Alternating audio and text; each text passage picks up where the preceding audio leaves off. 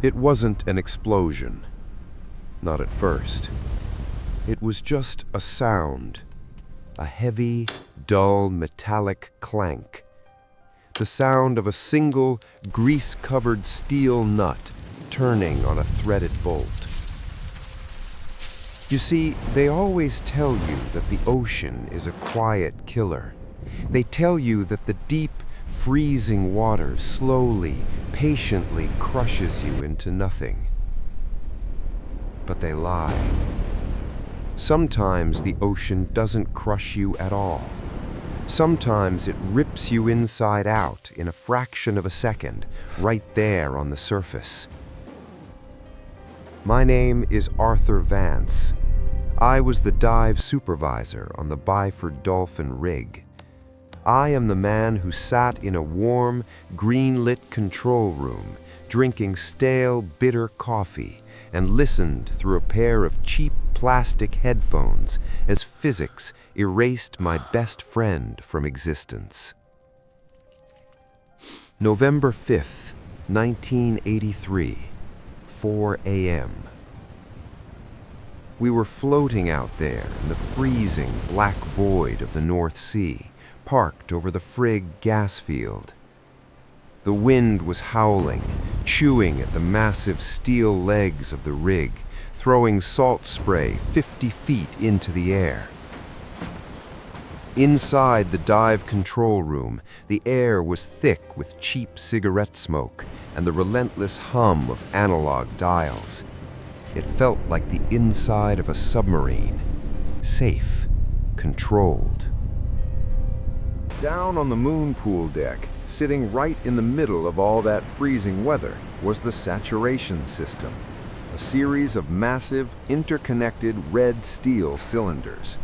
We called it the tin can, but really, looking back at it now, it was a bomb waiting for a spark. You need to understand something about saturation diving. You don't just dive down to 300 feet, weld the pipe, and come back up for dinner. Your biology can't take that. So we put the divers inside these pressurized steel tubes on the deck, and we pump them full of a helium-oxygen mix until their bodies are fully saturated at 9 atmospheres of pressure. 9 times the normal weight of the world, pushing against every single cell, every vein, every drop of blood in their bodies. They live in there for weeks at a time, eating, sleeping, breathing at 9 ATM.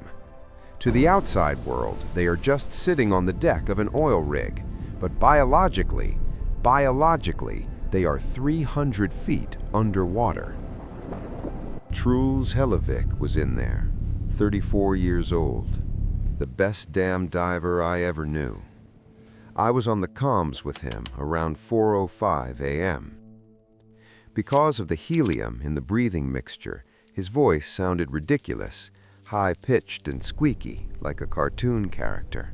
But we were all used to it. He was laughing. He told me this was his absolute last rotation in the North Sea. He was tired of the freezing cold, tired of the claustrophobia of the tin can. He was going back to Norway to buy a small fishing boat and actually be there to watch his daughter grow up. "First round is on you when I'm out of this pipe, Artie," he said, the static crackling over the line. I smiled at the control board. I promised him I'd buy the whole damn bottle. I looked up at my pressure gauges. 9 atmospheres in Chamber 1, where Coward and Bergerson were already asleep in their bunks. 9 atmospheres in the connecting trunk.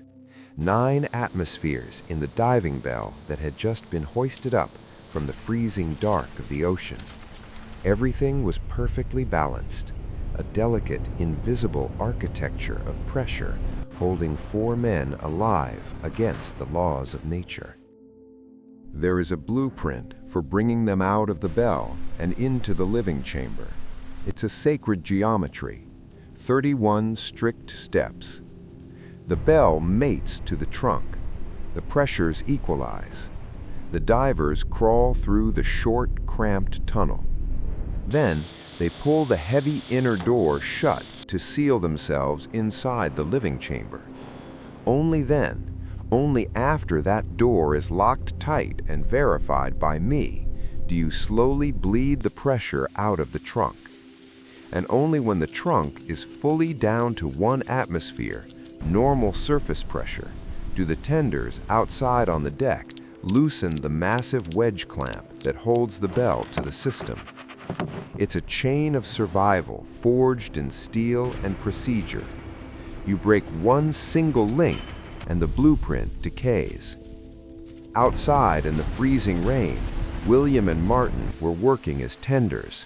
They were exhausted, just 2 guys in heavy yellow oilskins, shivering in the wind, wanting to get this routine job done so they could get out of the storm and into a warm bed.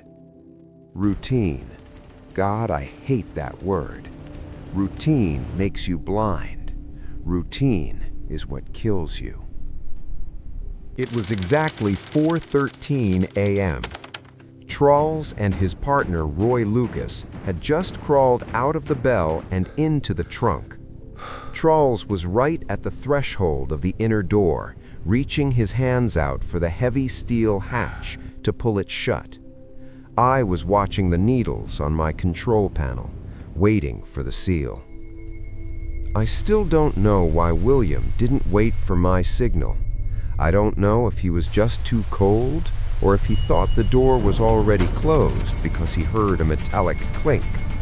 But out there on the dark, wet deck, he picked up his heavy wrench. He put it on the hexagonal nut of the external wedge clamp, and he turned it. He unlatched the heavy lock between the bell and the trunk, while the inside was still roaring at 9 atmospheres.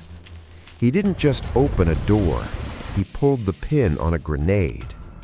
The moment that clamp loosened enough to break the rubber seal, the delicate architecture of pressure totally collapsed.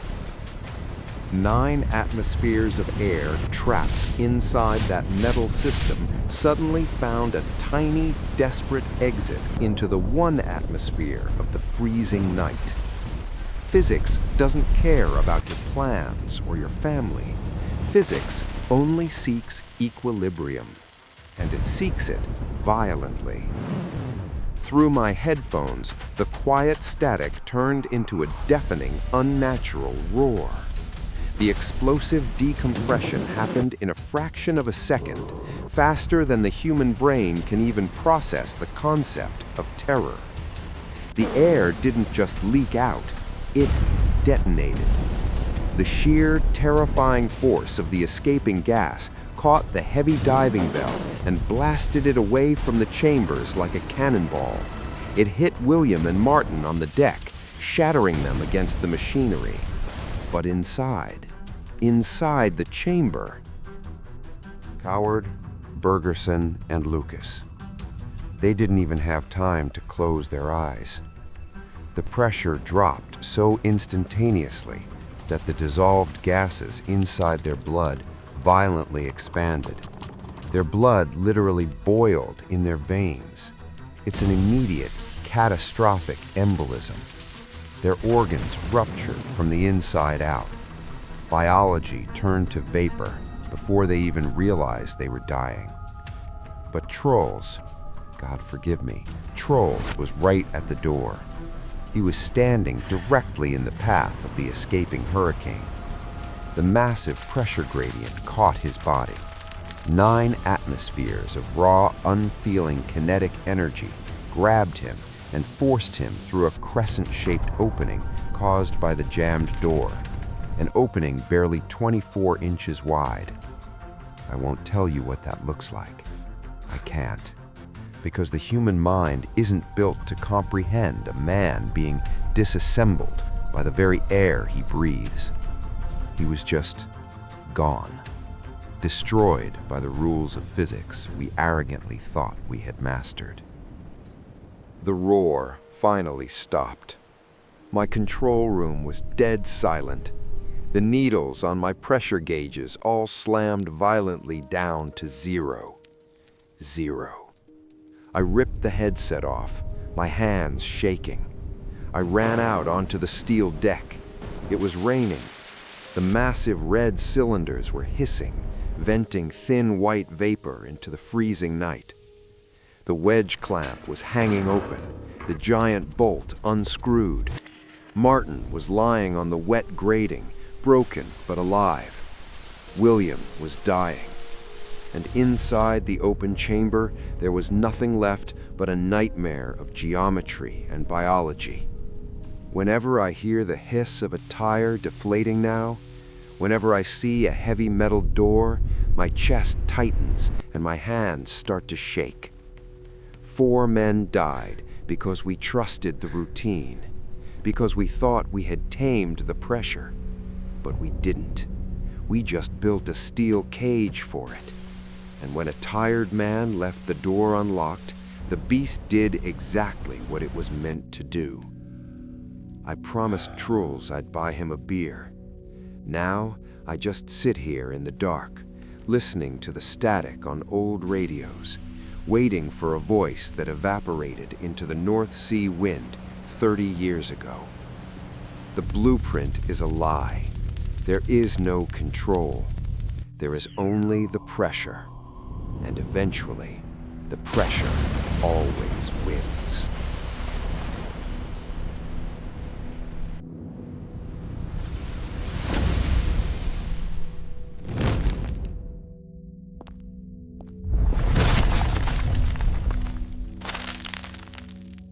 Pressure always wins. Don't let it drown out the truth. Subscribe.